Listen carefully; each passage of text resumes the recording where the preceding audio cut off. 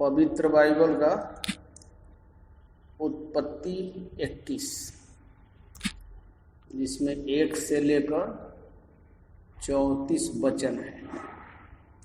सो यहोवा ने जैसा कहा था वैसा ही सारा की सुधि लेके उसके साथ अपने वचन के अनुसार किया। सो सारा को इब्राहिम से गर्भवती होकर उसके बुढ़ापे में उसी नियुक्त समय पर जो परमेश्वर ने उससे ठहराया था एक पुत्र उत्पन्न हुआ। और इब्राहिम ने अपने पुत्र का नाम जो सारा से उत्पन्न हुआ था इसहाक रखा। और जब उसका पुत्र इसहाक 8 दिन का हुआ तब उसने परमेश्वर की आज्ञा के अनुसार उसका खतना किया। और जब इस इब्राहिम का पुत्र इसहाक उत्पन्न हुआ तब वह 100 वर्ष का था।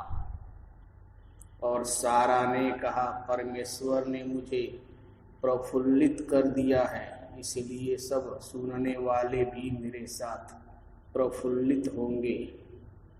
फिर उसने यह भी कहा कि क्या कोई कभी इब्राहिम से कह सकता है कि सारा लड़कों को दूध पिलाएगी?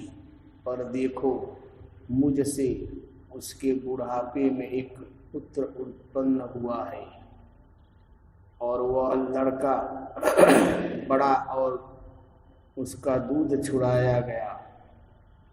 और इसहाक के दूध छुड़ाने के दिन इब्राहिम ने बड़ी जीवनार की। तब सारा को मिस्री हाजिरा का पुत्र जो इब्राहिम से उत्पन्न हुआ था हंसी करता हुआ देख पड़ा।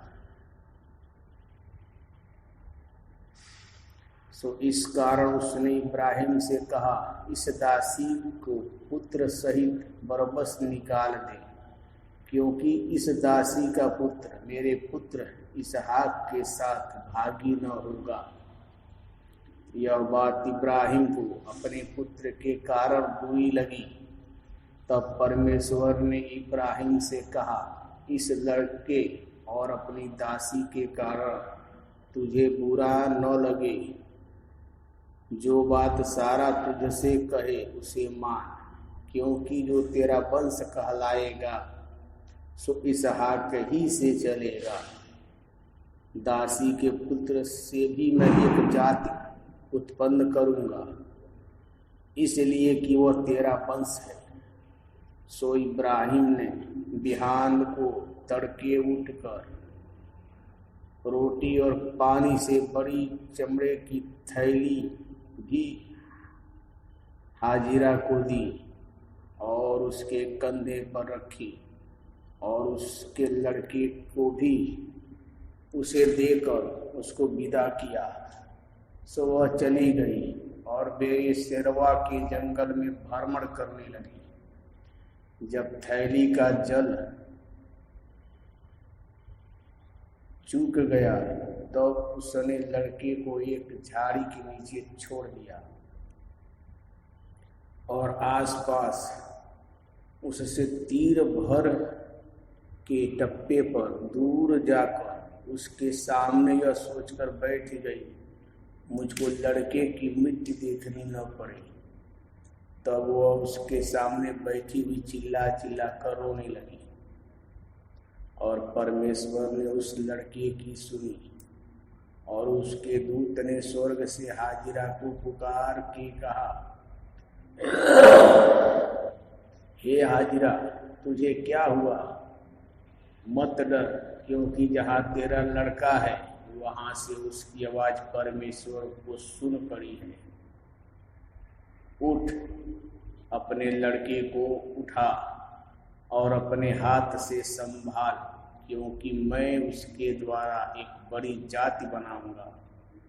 परमेश्वर ने उसकी आंखें खोल दी और उसको एक कुआं दिखाई पड़ा, जो उसने जाकर थैली को जल से भरकर लड़के को पिलाया। और परमेश्वर उस लड़के के साथ रहा और जब वह बड़ा हुआ तब जंगल में रहते रहते धनुधारी बन गया। वह तो परान नाम जंगल में रहा करता था और उसकी माता ने उसके लिए मिस्र देश से एक स्त्री मंगवाई।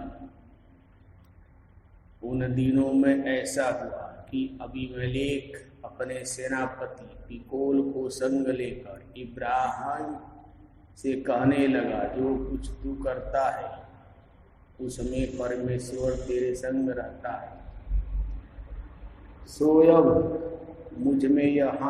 मुझसे यहाँ इस विषय में परमेश्वर की क्रिया खाकर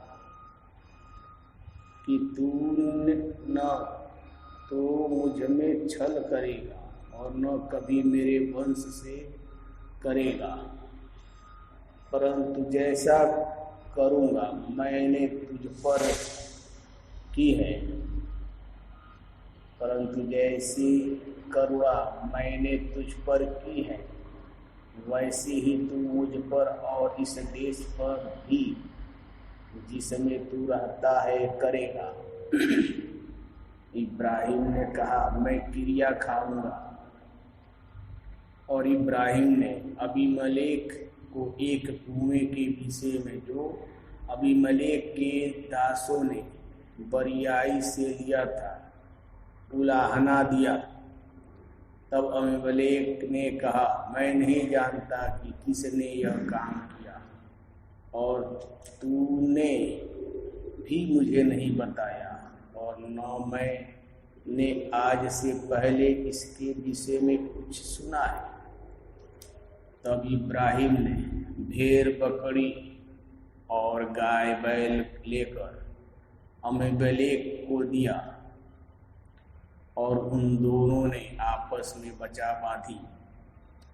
और इब्राहिम ने भेड़ की 7 बच्ची अलग कर रखी। तब अबीमेलेक ने इब्राहिम से पूछा, इन 7 बच्चियों का जो तूने अलग कर रखी है क्या प्रयोजन है? उसने कहा, तू इस 7 बच्चियों को इस बात की साक्षी जानकर मेरे हाथ से ले कि मैंने कुआं खोदा है। उन दोनों ने जो उस स्थान में आपस में क्रिया खाई, इसी कारण उसका नाम बेशर्वा पड़ा। जब उन्होंने बेशर्वा में परस्पर बचा बांधी तब अबीमेलेक और उसका सेनापति पिकोल उठकर फिलिस्तियों के देश में लौट गए। और इब्राहिम ने बेशर्बा में झाऊ का एक वृक्ष लगाया और वहाँ यहोवा जो सनातन ईश्वर है उससे प्रार्थना की। और इब्राहिम फिलिस्तियों के देश में बहुत दिनों तक परदेशी होकर रहा। उत्पत्ति 31 समाप्त हुआ।